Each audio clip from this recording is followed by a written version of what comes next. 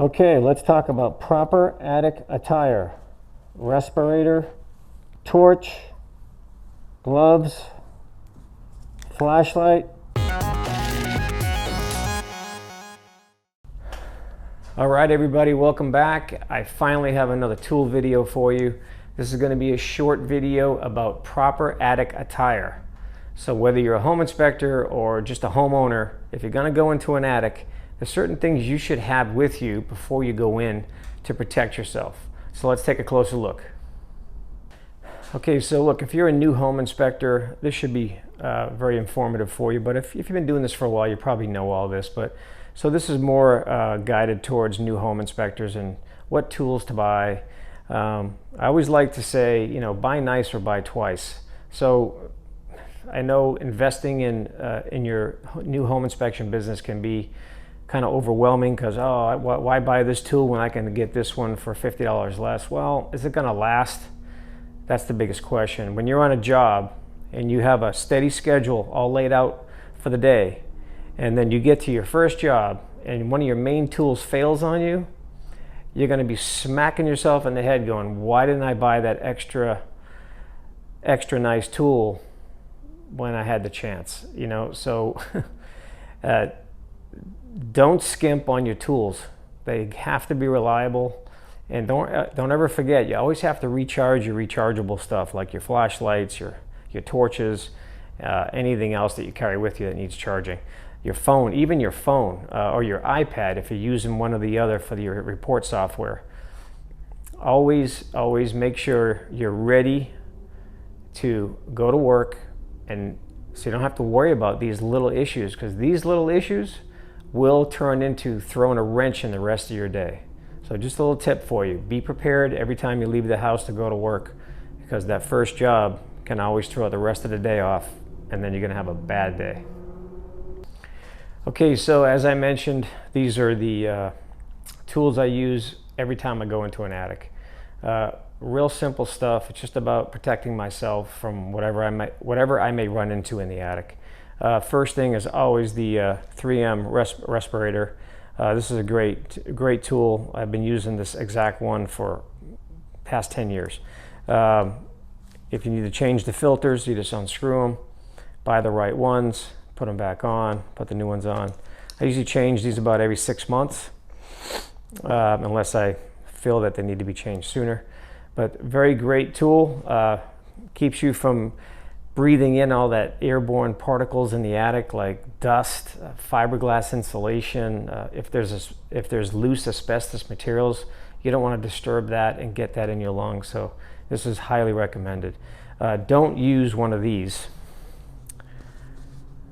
Now we're in the COVID days, so we're all wearing masks, but this is not going to be good for an attic. There's just too many openings on the side for this. A lot of dust up there, and you're always moving around. So these are not going to work good. I'll only use a respirator in an attic. Next thing would be, how do we see where we're going when we're in an attic? We need a flashlight. Bam.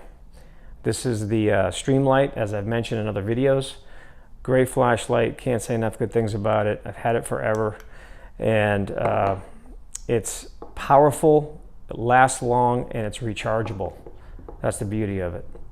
Then my second favorite light is my Petzl torch / headlamp. Some people call them torches, some people call them headlamps. Give that a couple turns, and you got a adjustable light here. So when you're looking at something up close, the light dims so it's not blown out. And then when you're looking far away, it brightens up. So it's very convenient, very effective. The battery lasts a long time in this as well. Highly recommend buying this. It is expensive, but it is worth the purchase because I've never had an issue with it. I've had it for a couple years now. Knee pads. You definitely want knee pads up there so you don't kneel on a nail or a screw or anything anything sharp. Sometimes there's sheet metal up there from the HVAC guys, and if you kneel on it, you can cut yourself. And then the second to last thing would be gloves. Wearing gloves in the attic, I highly recommend too. A lot of times I get slivers from grabbing wood when I'm crawling through, or my hand slips or whatever. I grab a rafter and there's a nail sticking through or whatever. So you don't want to cut yourself and come out of there bleeding by any means. And then we got the voltage meter. So this is very effective in an attic, and I highly recommend you always use this in an attic, is because you see wires everywhere. You may see one end of a wire, but you can't see where the rest of it is because it's going under insulation, and you want to know if it's live in case you need to move it or touch it. So always have this on hand, okay? All right, so you probably thought I forgot. What kind of ladder do I use to get inside the attic? Well, let's take a look. I got one right here. This is the one I use. I've had a couple others before this. This is the Telestep telescoping ladder. It's kind of pricey. This is about 350 bucks. But before I get into the ladder too much, I want to point out my stickers here. Do not climb, do not climb, do not climb. I have these on my roof ladder as well. This is to deter clients and maybe realtors from climbing up the ladders and then falling off your ladder. So I put this here just to remind them to stay off the ladder. It doesn't always work. Sometimes I still turn around and there's somebody behind me. I'm like, what the hell? You know, what are you doing up here? So I'm sure the insurance company would not approve of them climbing your ladders. So I try to keep people off my ladders. So back to the ladder. This has been very useful. I only use this for attic accesses. I do not use this for roofs. And the reason for that is, if you open this up right here, these edges, these are very smooth edges. If this is touching like a gutter, a rain gutter, on a roof, and you go to step off, this can slide back one direction or the other. I've actually had it happen, and it scared the shit out of me. So I have not used this again for a roof because of that reason. I only use my little giant ladder for roofs.